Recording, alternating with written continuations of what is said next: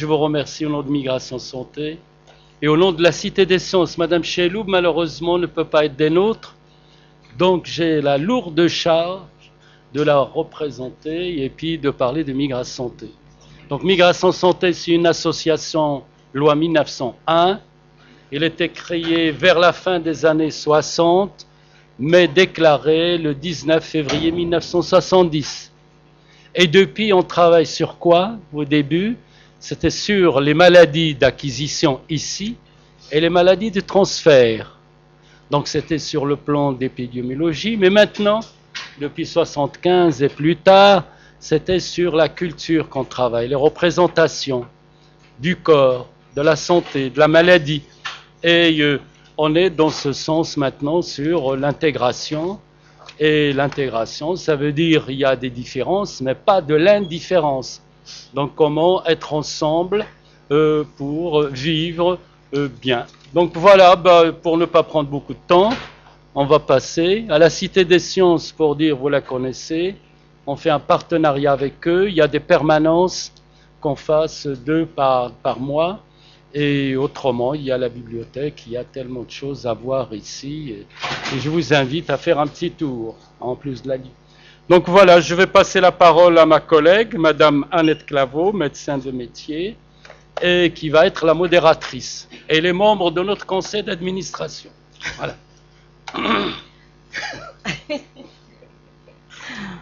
Bonjour. Ah, c'est super ça. Ça prend bien. Mesdames et messieurs, bonjour. J'ai le plaisir de vous présenter notre premier intervenant, Monsieur Georges Sédas, conseiller technique en droit des étrangers et formateur. Monsieur Sédas va nous éclairer sur les différentes possibilités offertes par les textes actuels en matière de régularisation et de renouvellement des titres de séjour des femmes ayant subi des violences de la part de leur conjoint ou de son entourage, ou lorsqu'elles sont victimes de réseaux de trafic d'êtres humains. La parole est à Monsieur Sédas. Merci, bonjour à tous. Donc effectivement, j'exerce en tant que conseil juridique auprès d'un certain nombre de structures associatives, centres sociaux, etc. depuis pas mal d'années. Et je fais aussi évidemment la formation en centre de migration santé. On a une formation annuelle de 4 jours en total pour faire un petit peu le tour de tout ce qui est les questions de droit des étrangers. Sachant, comme je le dis souvent, que le droit des étrangers, il n'est pas enseigné à l'université, nulle part. Et donc c'est un droit très, très changeant, qui change quasiment à la cadence de chaque ministre de l'Intérieur. Chacun nous sort régulièrement sa loi. Et donc aujourd'hui, je vais aborder des aspects un peu particuliers de ce qu'on appelle le code de l'entrée et du séjour des demandeurs d'asile, le CCEDA, concernant les questions liées effectivement aux violences conjugales. Alors, les femmes n'ont pas de statut spécifique dans le droit. Elles sont régularisées souvent en tant que mères d'enfants français, conjointes de français, quelquefois en raison de leur état de santé précaire. Mais il existe deux particularités dans les textes concernant, qui sont liées plus exactement aux violences conjugales, qui sont visées, qui visent d'une part les conjointes de Français et par ailleurs les personnes arrivant en France dans le cadre de regroupement familial. Alors, concernant les conjointes de Français, les textes, il s'agit plus précisément de l'article L316-3 du CCEDA, qui précise qu'en cas de violence dans le couple, et lorsque la personne est titulaire d'une ordonnance de protection, je pense que vous savez de quoi il s'agit. Alors, cette ordonnance de protection est issue de la loi 2010 concernant les violences faites spécifiquement aux femmes. C'est une possibilité qui est inscrite au Code civil mais c'est pas toujours très très facile de faire, enfin de procéder à cette ordonnance de protection, puisque ce sont souvent des cas extrêmes de violence. La personne doit être protégée, y compris au niveau de son logement, domicile, etc. Mais ce que je voulais dire par là, c'est que cet article spécifie bien que toute personne titulaire de cette ordonnance de protection, laquelle s'obtient, je le répète, je le précise, auprès du juge des affaires familiales, le préfet, dans ces cas-là, est tenu de délivrer un titre de séjour. Donc c'est le seul cas de figure où le préfet est tenu de délivrer un titre de séjour vie privée familiale lorsque la personne est titulaire de cette ordonnance de protection. Elle ne concerne pas uniquement les conjoints de Français ou les conjoints d'étrangers arrivés par le cadre homofamilial, elle peut concerner également les personnes pacsées, les simples cas de figure de vie, de concubinage, etc. Mais à ce titre-là, c'est le seul cas de figure où, quelle que soit la situation matrimoniale de la femme, l'ordonnance de protection fait obligation au préfet de délivrer un titre de séjour. Alors, la loi n'est pas très claire. Je crois qu'il y a eu récemment des petites modifications avec la loi Collomb, là, du mois de septembre l'année dernière. Mais la loi n'est pas extrêmement claire par rapport au renouvellement de ces titres de séjour. Parce que vous savez, l'ordonnance de protection, elle est délivrée pour un délai de 6 mois, renouvelable. Et si jamais l'ordonnance de protection n'est pas renouvelée, je veux dire que le renouvellement de titre de séjour reste pour l'instant et toujours à l'appréciation du préfet.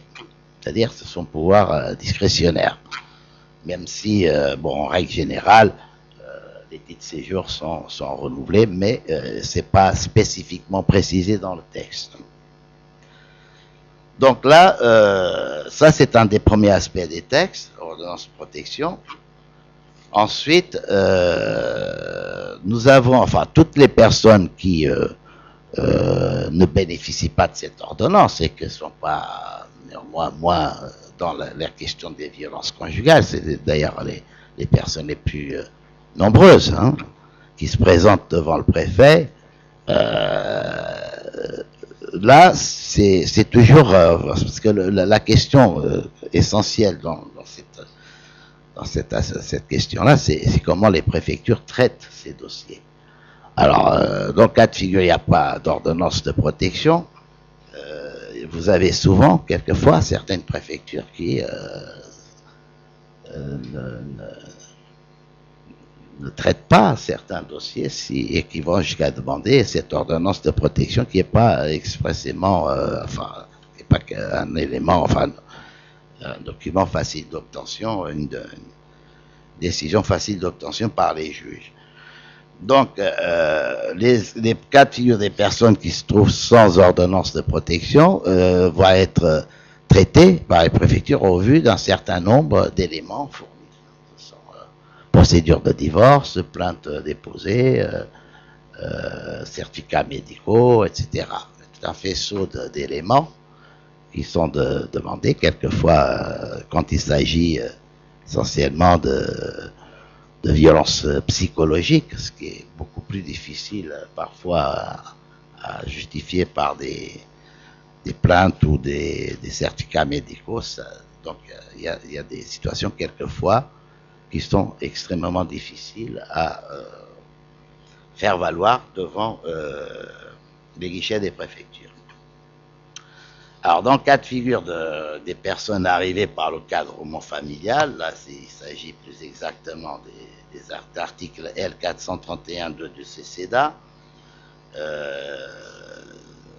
Là, ce qui est précisé, et notamment au renouvellement de titre de séjour, déjà, il faut savoir que ces personnes, tant les conjoints de Français que les conjoints d'étrangers arrivés par homofamilial, sont tenus à des délais de vie commune, 3 ans pour les conjoints de Français, 4 ans pour les conjoints d'étrangers arrivés par homofamilial, et qu'au renouvellement des titres de séjour, le plus souvent, les préfectures exigent la présence de conjoints français ou étrangers qui ont procédé au regroupement familial.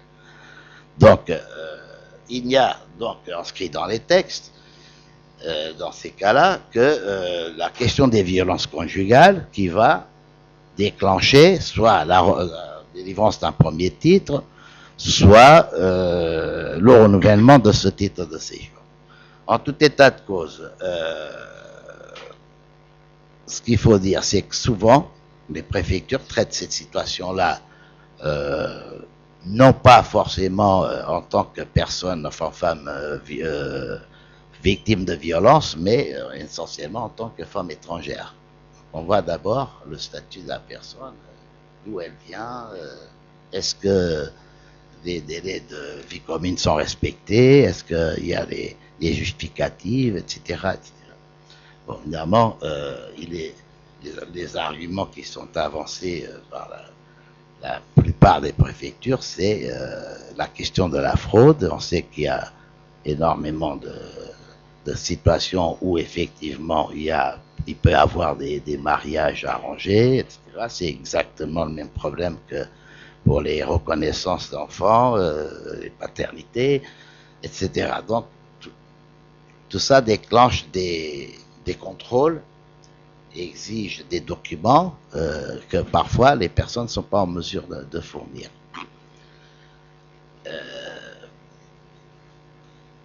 Donc voilà un petit peu en gros le contenu de ces 2 articles. Les possibilités qui sont inscrites dans les textes, c'est-à-dire ordonnance de protection, le préfet est tenu de délivrer un titre de séjour. Dans les autres cas, ça dépend de tout un faisceau d'éléments, plainte, demande de divorce, etc., qui sont exigés au moment soit de la délivrance du titre de séjour, soit du renouvellement. Il est précisé que pour certaines personnes qui arrivent dans le cadre du regroupement familial ou sous visa de conjoint de Français, que si les violences conjugales se manifestent au moment de l'arrivée, alors même que les personnes n'ont pas encore fait les démarches essentielles, le préfet doit néanmoins examiner la situation de ces personnes, alors même qu'aucun titre de séjour n'a pas encore été sollicité. Plus largement donc,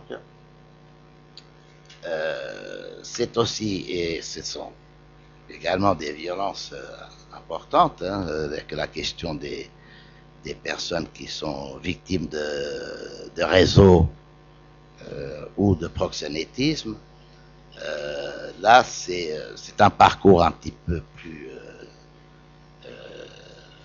difficile parce que, si vous voulez, ça concerne l'article 316.1 du CCEDA. Les personnes qui sont victimes de ces réseaux de proxénétisme doivent déposer des plaintes contre les responsables de ces réseaux et à partir de là, je vous dis, ça c'est dans les textes, mais il y a très très peu de cas à ce niveau-là parce que vous imaginez bien que ces personnes sont parfois, il y a des pressions énormes, y compris jusque dans les pays d'origine, etc. Et que même si cette possibilité existe dans les textes, moi personnellement, j'ai aucune statistique sur le nombre de titres de séjour qui sont délivrés à ce titre-là. Mais c'est une possibilité qui est donnée à certaines personnes victimes et qu'il faut donc déposer plainte et avoir un suivi par la suite au niveau des condamnations, etc. On peut passer d'une simple autorisation provisoire de séjour à une carte de séjour de 10 ans lorsque les principaux responsables de ces réseaux sont condamnés. Et puis, plus récemment, avec la loi 2016, Il a été également créé la possibilité pour des personnes qui se trouvent en situation de prostitution de pouvoir, ça s'appelle un parcours de sortie de la prostitution, article 316.1.1 du CCDA, qui permet à ces personnes de... C'est un parcours un peu long, qui doit être accompagné par des associations. Il y a une commission qui statue dans chaque département. Ces personnes qui s'engagent dans un parcours de sortie de la prostitution peuvent obtenir pendant 2 ans des autorisations provisoires de séjour et ensuite sont mises sous carte de séjour temporaire. Elles ne peuvent pas faire la demande directement, elles doivent passer par une association agréée qui accompagne ces personnes dans la totalité de leur parcours. Voilà, en gros, je pense qu'il y aura des questions. On va réserver un peu de temps aux questions. Je voulais dire quand même un petit mot sur la... Vous savez que les ressortissants algériens sont en matière de séjour visés par l'accord franco-algérien et que quelquefois, et même souvent, ils sont exclus de certaines dispositions du régime général, qui est quelquefois qui est moins favorable, plus favorable, le raccord, je veux dire. Mais en matière de violence conjugale, donc théoriquement, les ressortissantes algériennes sont exclus de cette procédure, même parce que ce n'est pas précisé dans l'accord franco-algérien. Mais le Conseil d'État a statué en 2010 qu'ils devraient, enfin notamment les femmes victimes de violences, également bénéficier de cette procédure qui reste néanmoins l'appréciation de chaque préfecture, puisqu'il n'y a pas de texte spécifique la concernant. Voilà un peu en gros, hein, pour faire vite comme on dit. Si vous avez des questions, on peut consacrer un peu de temps à ces questions. Très bien. Merci beaucoup, Monsieur Cédas, pour toutes ces informations particulièrement importantes. Et la parole est au public, donc si vous voulez poser des questions, on a un peu de temps. D'accord. Il y a le... Comment on fait? On vous donne? Ouais. Ben, je vous donne l'appareil, il faut que ça sert à Il quelque faudrait chose, quelqu'un pour le micro, non? Parce qu'elle est Safia, là. Voilà, et là. Merci. Oui, j'ai le cas d'une jeune femme âgée de 33 ans, mais algérienne, et qui est battue par son père. Donc, ça paraît un peu difficile à traiter. Je voudrais avoir votre avis. Je vous remercie. Merci pour votre question. Et effectivement, les textes parlent de violence conjugale, mais ils concernent aussi également les violences dans les familles. En fait, j'ai omis ce petit détail. Il y a la question également des mariages forcés. Tout ça, ça rentre dans la question de l'appréciation du préfet concernant les femmes victimes de violences. Alors, quand il s'agit de violences intrafamiliales exercées par la famille, la possibilité pour cette personne de présenter un dossier après, ça dépend aussi de la durée de sa présence sur le territoire, etc. Mais s'il y a des violences avérées et que la personne peut fournir des éléments probants, comme on dit, les services de la préfecture peuvent, même dans ce cadre-là, examiner sa situation vis-à-vis de séjour en France. Alors, s'il y a une autre question? Oui. Bonjour. Je suis auxiliaire de puériculture. Je travaille dans un centre de protection infantile. Je voudrais savoir, parce que nous, on avait eu un cas où une dame était hébergée par une association qui protège les prostituées. Et entre-temps, cette dame, elle a été enceinte, elle a été virée de l'association et s'est retrouvée dans la rue. Est-ce que cela est normal? pas très bien. Excusez-moi. Donc, c'est une personne qui est actuellement son domicile fixe, c'est ça? Oui, bon, maintenant sa situation s'est arrangée, mais c'est le fait qu'elle était reconnue, elle était prostituée, donc il y a l'association qui l'avait hébergée, l'association Le Nid, je crois. Et par la suite, elle était enceinte, donc elle a été, on l'a sortie de cet hébergement. Donc je voudrais savoir pourquoi. Alors bon, j'ai aucune... Pardon, on me dit qu'il faut bien parler fort parce qu'on enregistre. Oui. Comme ça, on peut diffuser. J'ai aucune idée de ce qui a motivé cette association à mettre fin à cet hébergement. Effectivement, vu que la personne est enceinte et tout ça, bon, ça me paraît un peu exagéré, mais je veux dire, j'ai pas de réponse à ça. Il faut que cette personne se rapproche éventuellement du 115, etc., pour obtenir... Si, elle a été par la suite, bon, elle était venue dans le centre, donc elle a eu une domiciliation par le 115. Ouais. Et c'est le fait que, enceinte, on l'a fait sortir de l'association, qu'elle s'est retrouvée en temps dans la rue avant d'avoir l'hébergement par le 115. Tout ce que je peux vous dire, c'est pas normal. Après, je veux dire, on ne connaît pas les motifs, les raisons qui sont derrière cette exclusion comme ça. Oui, mais puisque l'association protège, est censée protéger la compagnie. Donc, vous voyez. Donc. C'est vrai. Je pense que c'est quelqu'un qui est en situation régulière ou... Non, en situation irrégulière.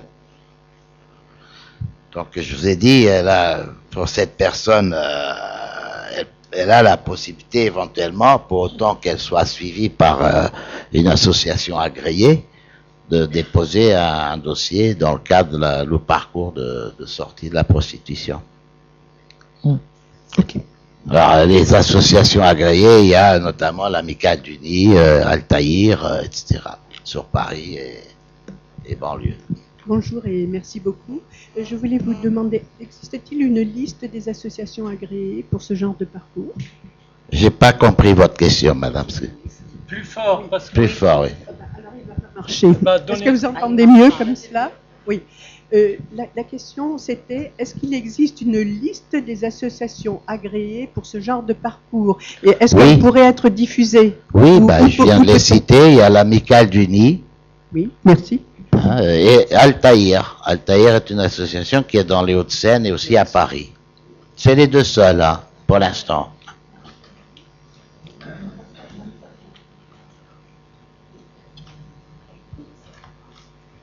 Pour la diffusion. Pour la dame, il y a le Gisti aussi qui peut intervenir. Non, pas pour ça. Non. Gisti, ils n'interviennent pas pour ça. Ils n'ont plus de permanence, justice. D'autres questions?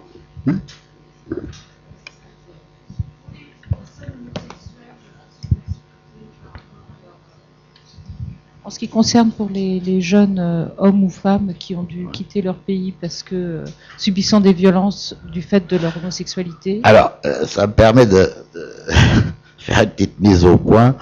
Le colloque porte sur les femmes, violences et santé. Les textes que je viens de vous préciser, ils n'ont pas de sexe. Hein. Je veux dire que c'est des textes qui s'adaptent, enfin, qui sont applicables également aux hommes victimes de violences. Il en a. Hein. Ils sont moins nombreux, mais ça existe. Et donc, cas précis des personnes de genre, hein, transsexuelles, etc., c'est très souvent, malheureusement, qui sont victimes de violences conjugales ou autres. Et bien évidemment, ces textes s'appliquent à eux comme à tout un chacun, toute autre personne. D'ailleurs, j'ai une petite précision, dans la question du parcours de sortie de la prostitution, nous avons beaucoup d'hommes dans les associations.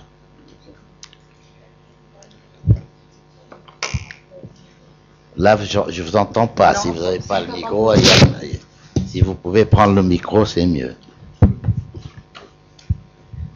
Là, il me semble que la dame parlait de l'orientation sexuelle et des parcours de LGBT. Enfin, il y a des femmes qui sont LGBT, donc ça les concerne aussi. Est-ce qu'il y a des spécificités dans la loi quand il s'agit d'être une femme qui est victime de violences conjugales du fait de son orientation sexuelle, par exemple? Il n'y a aucune spécificité.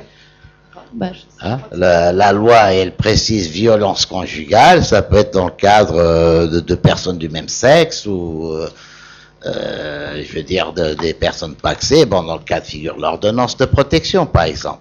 Et en dehors de l'ordonnance, je vous ai expliqué qu'il y a la possibilité, lorsqu'il s'agit de couples qui vivent maritalement ou par pax, etc., s'il y a des justificatifs tels que des plaintes déposées, des certificats médicaux, etc., les préfectures sont tenues d'examiner ces situations à l'abri de ces textes.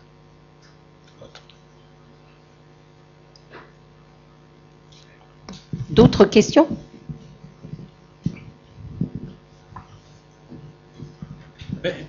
Il y a aussi, on peut voir les personnes que vous avez citées. Il y a l'OFPRA, ils peuvent demander l'asile au niveau de l'OFPRA. Nous, on a reçu des personnes dans ce cas, on les a orientées parce que c'est une opinion, c'est un état d'être, c'est une atteinte à la personne, donc c'est la loi de Genève. Donc ils peuvent aussi avoir un papier dans ce sens. Oui, bonjour. Je me demandais, moi, si vous constatiez des variations importantes d'une préfecture à l'autre, et est-ce que c'est connu parmi les associations? Comment ça se passe à ce niveau-là?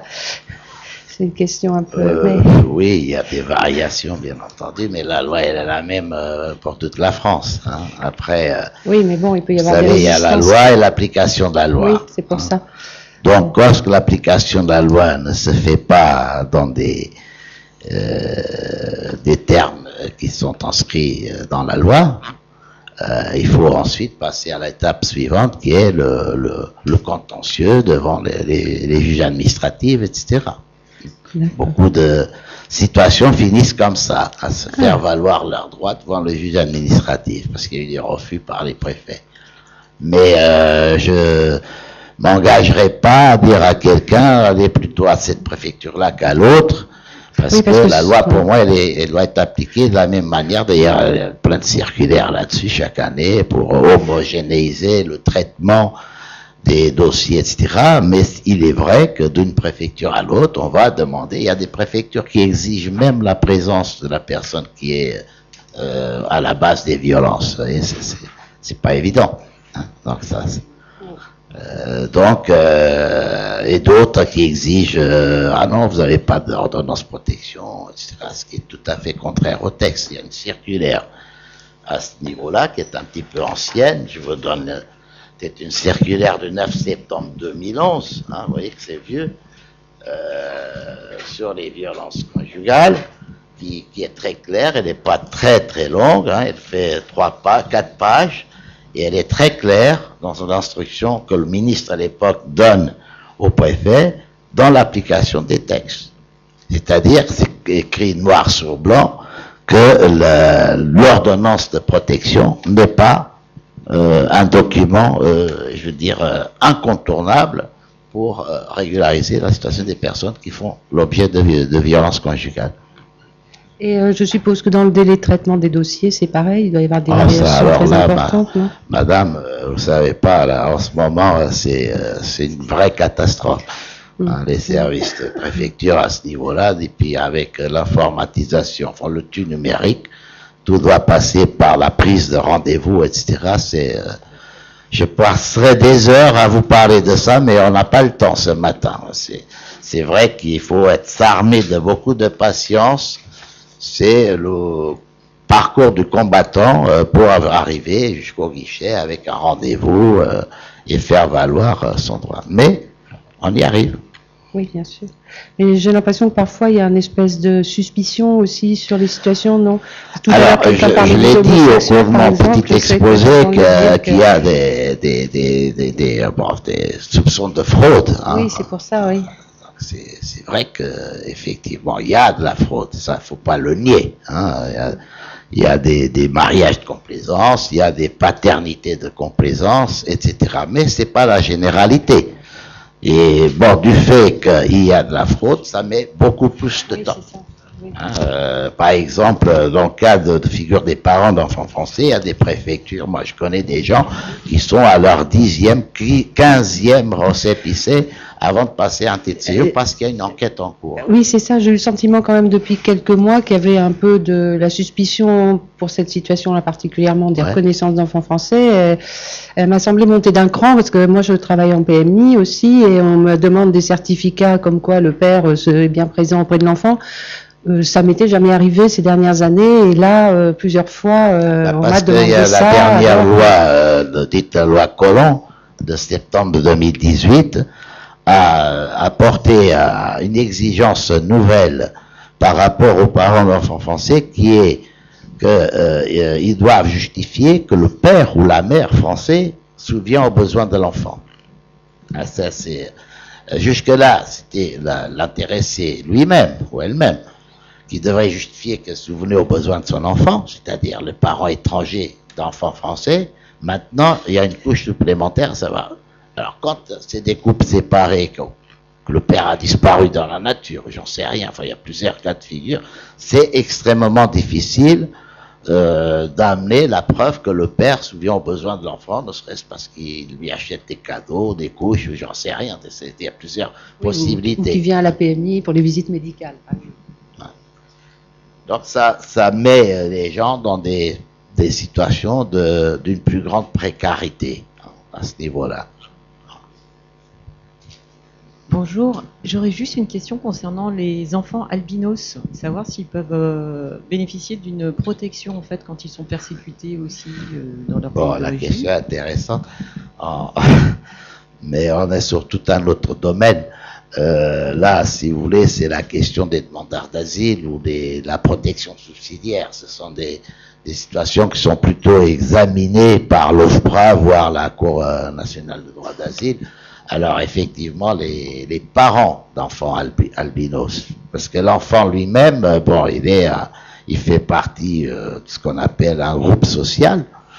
Mais les quelques cas que j'ai vus, c'est les parents qui ont pu obtenir le statut de protection subsidiaire, par exemple, du fait que leurs enfants albinos dans leur pays d'origine courent des risques graves, etc.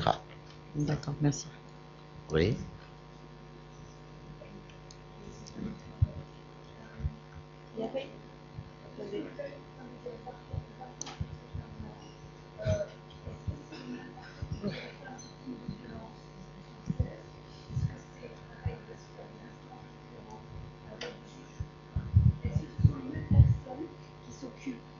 Non, pas du tout. Non. C'est complètement différent d'une C'est part. complètement différent. Là, si on revient à la question qui a été posée des enfants albinos, plus exactement des parents, c'est pas, je veux dire, ces personnes n'ont pas un droit direct en préfecture.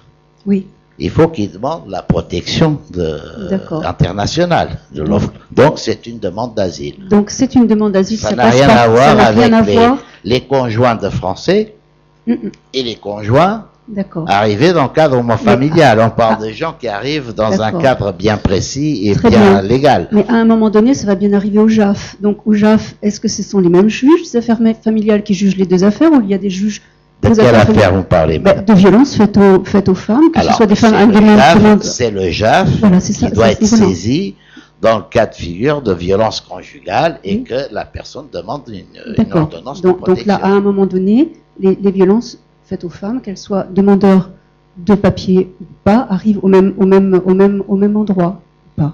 Oui.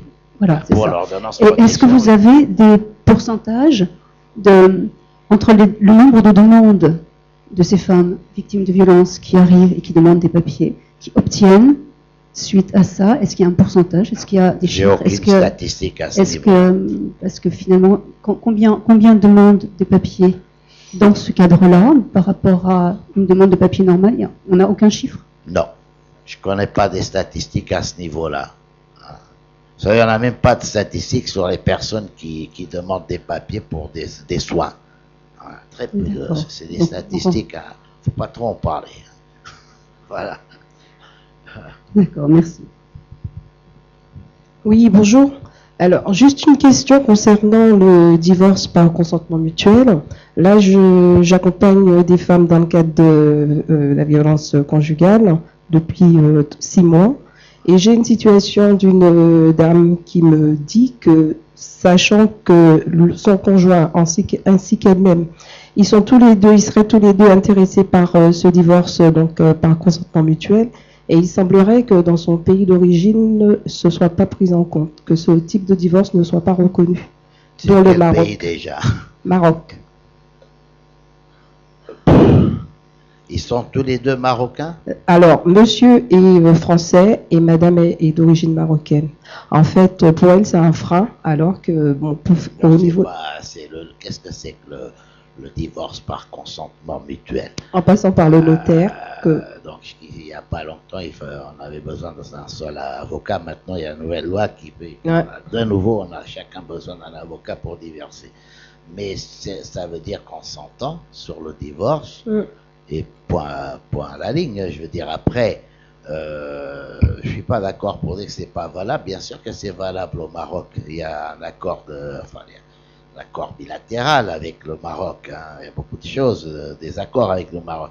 Et alors après, s'ils sont mariés là-bas ou ici, peu importe, cette dame, elle a juste à faire valider ce divorce. Il y a des règles pour ça.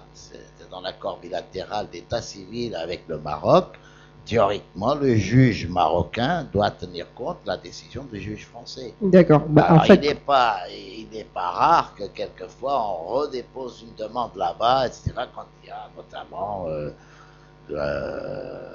des pensions alimentaires ou des biens, c'est un peu plus complexe à ce niveau-là. Mais normalement, que le divorce soit prononcé au Maroc, là il s'agit d'un couple mixte, hein, voilà. Ou qu'il soit prononcé en France, les deux parties doivent tenir compte de ça. D'accord. Chez le monsieur français, si par exemple il divorçait au Maroc, il devrait faire transcrire son divorce sur l'archive d'état civil à Nantes. Voilà, puisque c'est là que ça atterrit pour les personnes françaises qui se marient à l'étranger. Merci. D'autres questions? J'ai encore un peu de temps. On a encore un petit peu de temps.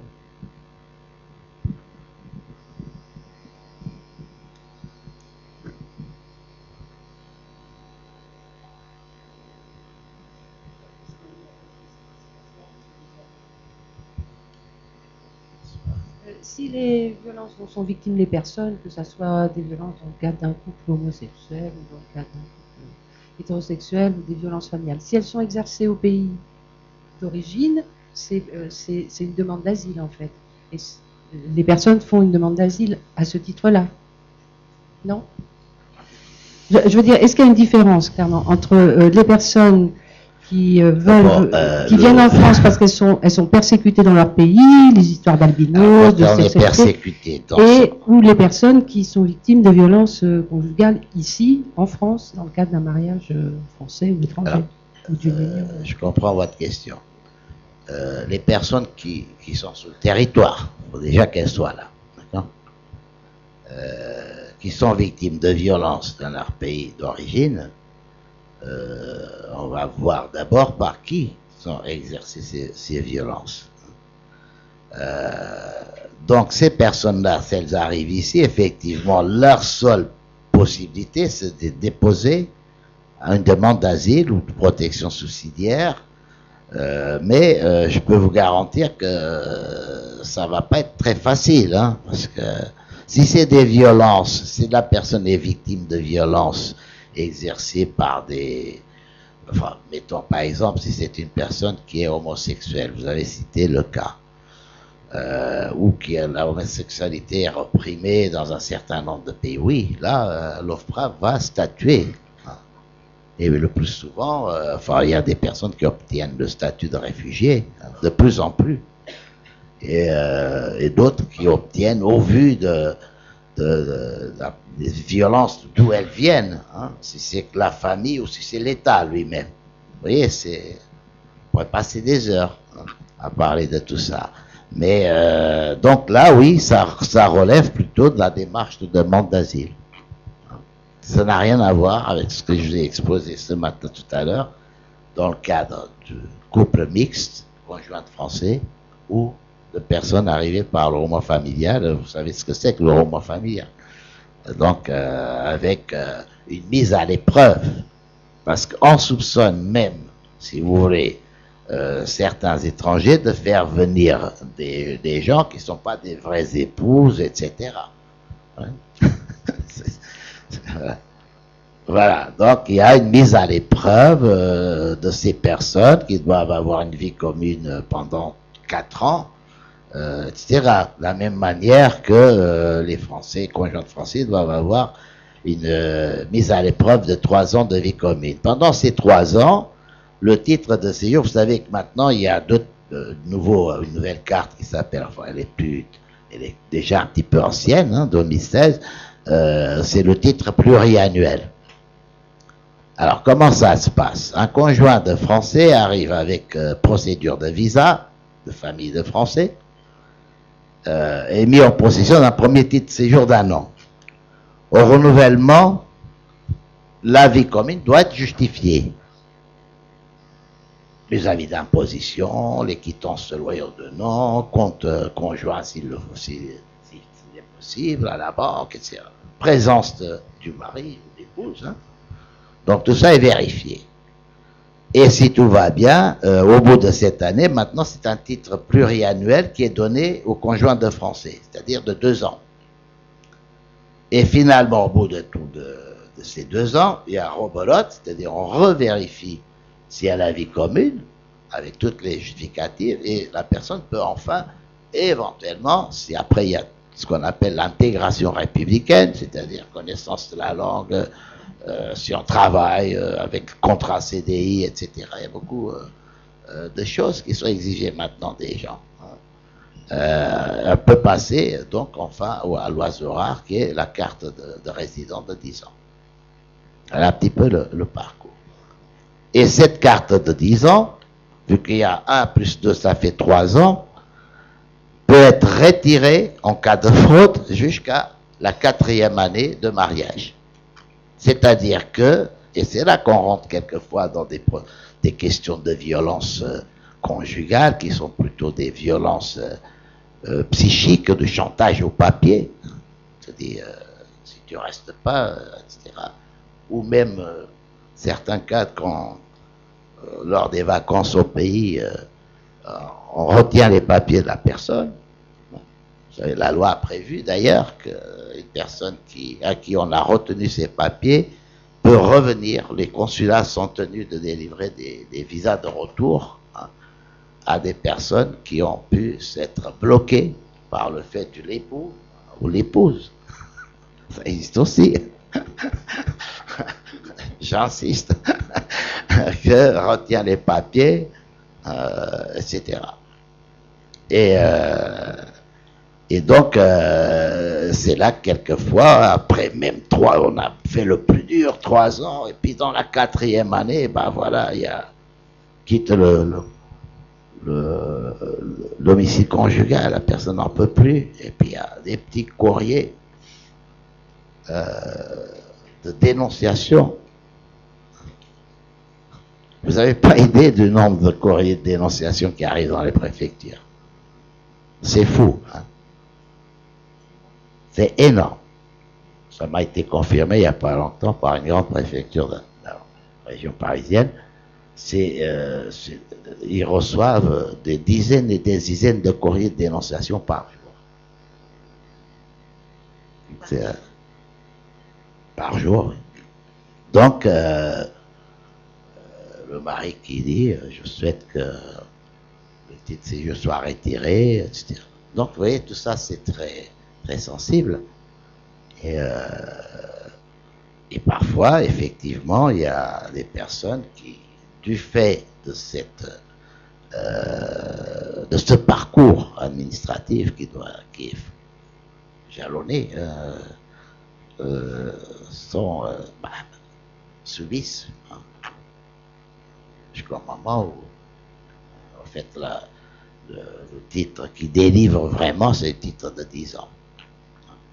Mais bon, l'administration a aussi ses raisons. Voilà. Vous savez, chaque loi engendre des effets pervers. Hein. Dès qu'il y a une possibilité, les gens ils s'en fichent. Et pourquoi? Parce que ils ont beaucoup de mal souvent à obtenir une régularisation à d'autres titres, etc. Oui. Ce que vous êtes en train de dire, c'est qu'après l'obtention d'un titre de séjour, après 3 voire 4 ans de vie commune, il y a encore une année ou plusieurs années de contrôle de l'administration. Une seule année. Une seule année. Jusqu'à la 4e année, dans le cas des conjoints de Français. Et jusqu'à la 5e pour les étrangers. Pardon? Et à la 5e pour les conjoints. Non, pas les tous. C'est 4 ans pour... 3 ans pour... C'est 4 ans pour les conjoints de Français, 3 ans pour les conjoints de personnes arrivées par le roulement familial. Ah, d'accord. Merci. J'ai oublié. Présentez-vous comme ça. Après, chacun il peut faire la connaissance de l'autre. Avant que j'oublie, je vous invite à vous inscrire sur les formations. Alors, cette année, ce sera 18, 19, 20 novembre pour tout ce qui est les droits d'entrée de séjour et le 25 novembre pour la protection sociale et droits sociaux des étrangers. Voilà, comme ça. Inscrivez-vous. À nouveau, s'il vous plaît. Moi, je suis Gisèle Benoît, je suis bénévole dans une association à Fontenay-sous-Bois qui fait du FLE, des cours de français pour l'immigrant. Oui. J'ai cru entendre tout à l'heure que quand vous avez parlé de violence au pays d'origine, on peut prendre en compte non seulement bien sûr le danger lié au régime ou à des situations de guerre, ça on le sait, mais aussi pour des causes familiales par exemple, parce que j'ai rencontré le cas. Est-ce que l'OFPRA le prend vraiment en compte ça lorsqu'il y a un danger de mort pour la personne? Oui, bien sûr. Pour des raisons traditionnelles souvent. Ça dépend des motifs des violences. Il y en a plusieurs. Hein. Donc, est-ce que c'est en raison de genre? Je veux dire, quelqu'un qui est homosexuel, etc. Est-ce que c'est en raison de mariage forcé, par exemple? Quelqu'un qui subit des violences à ce niveau-là? Alors, je ne vous cache pas que toute la difficulté pour ces personnes après, c'est son récit. Hein, il faut voir les récits des gens qui se présentent devant l'OFPRA. Quelquefois, il y a beaucoup de déboutés de droit d'asile parce que les récits sont quelquefois, je veux dire, quasiment répétitifs.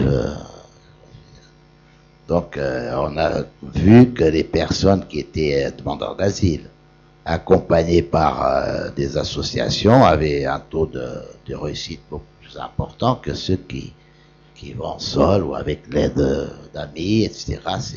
Ça se travaille bien parce que là, au niveau de l'OFPRA, les agents de protection peuvent vous garder parfois 2-3 heures. Hein, et je veux dire, c'est un véritable interrogatoire. Et la cohérence doit y être.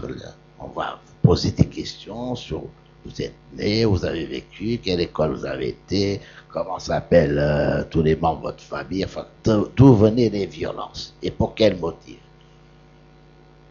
Je ne peux pas vous dire que ça va marcher à chaque coup. Hein, après tout, il n'y a que 27, ou enfin, cette année, l'année passée, un peu plus, 32% des personnes qui ont été admises à l'asile en France avec ceux passés devant la CNDA. Donc il y a quasiment 70% de députés.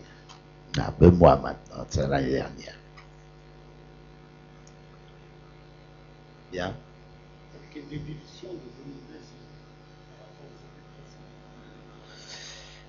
Non, je dirais pas qu'il y a une diminution. Il y a plutôt une augmentation.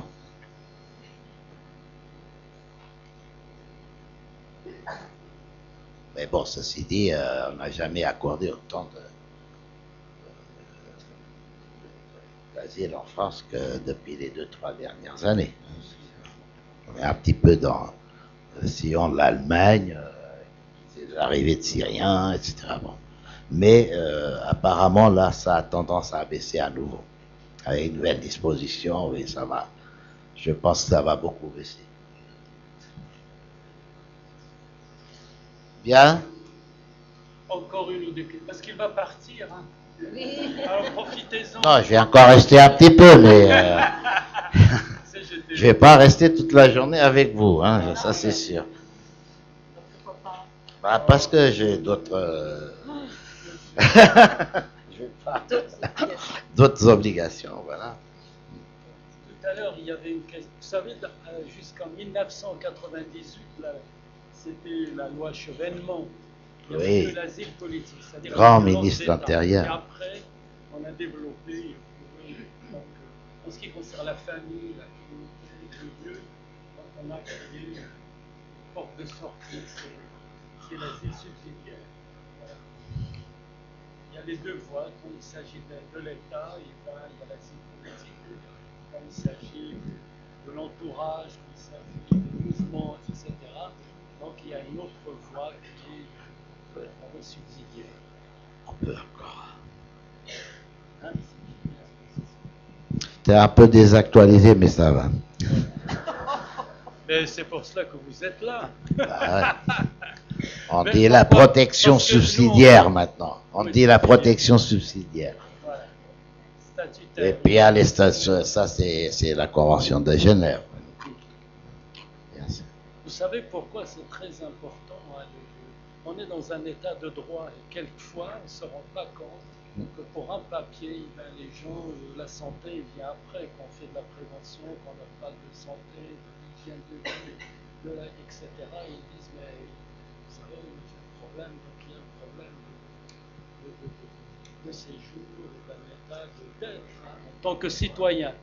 Donc c'est très important ce côté-là de loi. Hein. Quelquefois on le néglige. Et il est très essentiel. Il paraît qu'on ne t'entend pas là-haut. C'est moi qui dis aux autres de parler. Ben, oui. Qu'est-ce qu'il arrive à mon micro? Ah ben c'est moi qui n'ai pas de voix. Oh, d'accord. Donc c'est pour vous dire, c'est très intéressant ce côté-là de savoir. Hein. Et quelquefois, il y a uniquement une information, d'être bien renseigné, d'être bien... C'est pour cela que je demande que vous connaissez entre vous, c'est-à-dire les structures. Et comme ça, l'intérêt de ces journées, c'est aussi de mutualiser nos connaissances et nos actions, parce qu'aucune structure, aucune association ne pourra tout faire. Hein. C'est pour cela qu'il faut qu'il y ait une complémentarité. Et c'est pour vous dire, entre parenthèses, là, il vient de m'enseigner, j'ai voulu seulement changer ma carte grise, l'adresse, et je ne vous dirai pas. J'ai failli devenir fou, hein, c'est-à-dire, on m'a envoyé sur un site. Je téléphone parce qu'il faut payer déjà. Et après, j'ai appris qu'il faut aller à son garage. Et ça a pris 2 jours. Donc c'est pour vous dire, quelquefois, si on n'a pas l'information qu'il faut, comme il faut, imaginez quelqu'un qui vit ici, qui connaît déjà les lois, les structures, pour quelqu'un qui il connaît rien. Les demandeurs d'asile sur Paris doivent appeler une plateforme pour avoir un rendez-vous. Voilà. C'est pas évident. C'est sûr. 2 questions. Allez. Sinon, je vais les poser moi-même. Mais on tête à tête tout à l'heure. Non, voilà. C'est pas une question, c'est pour la dame qui est bénévole juste derrière. Voilà, au complété, hein, voilà. C'est ça, oui. Moi, je suis assistante sociale. Mais présentez-vous. Nadia Charaki, je suis assistante sociale au CASVP, Centre d'action sociale de la ville de Paris, dans le 19e. Et j'ai travaillé aussi 10 ans à France Terre d'Asile. Donc je connais un peu ce domaine. Du coup, faut s'orienter vers la CIMAD, qui est une association qui défend beaucoup le droit des étrangers et qui peut vous aider pour vous rappeler le cadre en fait de la Convention de Genève et dans quel cas on peut faire une demande de protection subsidiaire et de réfugiés politiques statutaires. Parce que des fois, c'est vrai qu'on est, comme vous dites, c'est mieux si on a le chemin direct plutôt que perdre du temps, etc. Oui, à FTDA aussi. Il y a le COMED qui est très bien aussi, où il y a des médecins. Vous pouvez aussi orienter des personnes qui ont des problématiques médicales. Il y a le centre Mikovska aussi pour des gens qui ont un traumatisme psychologique. Ils peuvent aussi faire des certificats quand il y a des gens qui ont des marques sur le corps. Il y a plein de structures qui peuvent vous aider là-dedans pour apporter des preuves à l'OFPRA. L'OFPRA, elle veut des preuves. Il y a quelques années, il y a eu un reportage à la télé qui est très intéressant, qui montrait les officiers de protection avec les demandeurs d'asile, hein, les personnes. Et en fait, l'OFPRA veut savoir, en fait, c'est comme si l'officier de protection avait une caméra et qui voit le parcours de A à Z du demandeur d'asile. C'est comme un CV, il faut éviter les trous. C'est-à-dire que c'est clair que le demandeur d'asile a des soucis de mémoire aussi, dû au traumatisme psychologique, physique, etc. Et c'est que s'il y a 2 ans de trou, ils vont se dire, mais vous avez fait quoi pendant 2 ans? Et s'il y a des violences, n'importe quoi, en 2010, la personne est venue en 2019, pourquoi elle a attendu 9 ans pour venir en 2019 en France pour demander l'asile? Et avant on parlait des violences au pays, il y a le médecin devant qui travaille en PMI, je pense. Quand vous demandez l'asile, l'OFPRA vous demande est-ce que vous avez déjà demandé la protection à votre pays d'origine. Est-ce que vous avez prévenu la police, est-ce que vous avez prévenu qui que ce soit avant des instances du pays, avant de venir en France. Parce que après, il y a des pays à qui on ne peut pas porter plainte, c'est clair. Mais au moins, il faut tenter. C'est clair qu'après, il faut prouver. C'est là que c'est compliqué. Et pour les gens qui ont été militants dans leur pays, souvent ils ont des cartes de militants. Toute preuve est hyper importante. Les marques sur le corps, les certificats de soins de psychotrauma, à Paris, il y en a plein. Je pourrais vous en donner tout à l'heure. Merci. Merci. Voilà, tout à l'heure, ça a été demandé. On va faire une liste. Madame Safia Paco, ils nous ont demandé de faire une liste des structures. Donc on va essayer, comme vous dites, à la fin vous savez, de l'évaluation, marquer observation, faite, liste de ceci, ou des demandes. Comme ça nous oriente pour un petit peu diffuser l'information, comme vous venez de dire. Merci. Mais il faut, à un moment donné, j'ai accompagné beaucoup les demandeurs d'asile. Il y avait des déboutés. Et c'était, comme vient de dire M. Sedas, c'est que quelquefois, les personnes maltraitées ailleurs ou ici, ils racontent plusieurs fois des versions différentes. Parce que vous savez, quand vous avez subi un trauma énorme, de vous-même, vous êtes devant quelqu'un qui vous pose un interrogatoire, encore un de plus, on ne sait pas à qui affaire, il y a l'autocensure, et quelquefois je dis aux gens, mais racontez maintenant la seule vérité, parce que quelquefois les gens ils racontent 2, 3 versions différentes, mais ça donc si on est bien accompagné, on a, comme vous avez dit, le centre Mikovska, quelquefois ils ont travaillé avec nous, on a des amis qui sont là-bas. Donc on leur dit, voilà, il y a des psychiatres, il y a des psychologues, il y a des assistants sociaux qui ont bien, et on a l'assurance que cette personne il se trouve dans un état psychologique et sans doute qui un petit peu l'a mis dans une situation de raconter quelquefois le contraire de ce qu'il a subi, ou plus ou moins. Donc voilà, l'accompagnement, c'est ça ce que je veux dire, il est indispensable et normal pour des personnes.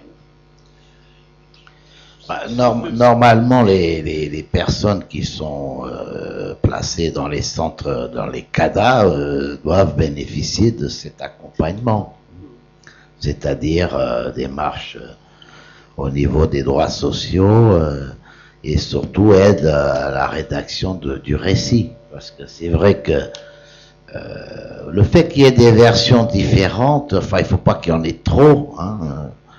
Il ne faut pas non plus que la version soit toujours la même, parce que ça ressemble à quelque chose appris par cœur, et ça passe pas. Donc ce qu'il y a, c'est qu'il faut effectivement que les gens se fassent aider dans la rédaction de ce récit, et qu'ils soient préparés à rencontrer l'agent protecteur de l'OFPRA, même souvent avec des interprètes, pour que l'histoire, son parcours soit le plus cohérent possible et vérifiable. Parce qu'ils vérifient, ils ont tout à l'OFPRA. Ils ont des gens spécialisés quel point que vous venez du monde, ils savent ce qui se passe là-bas, etc. Cet après-midi, il y aura des cas, hein, vous savez, de ces journées d'études. Le matin, c'est dans le cadre général, comme on est en train de faire, on va le faire tout à l'heure. Et l'après-midi, eh ben, on va parler des cas précis, comme ça vient de dire, des personnes qui ont vécu, donc il y aura des témoignages, il y aura des études de cas.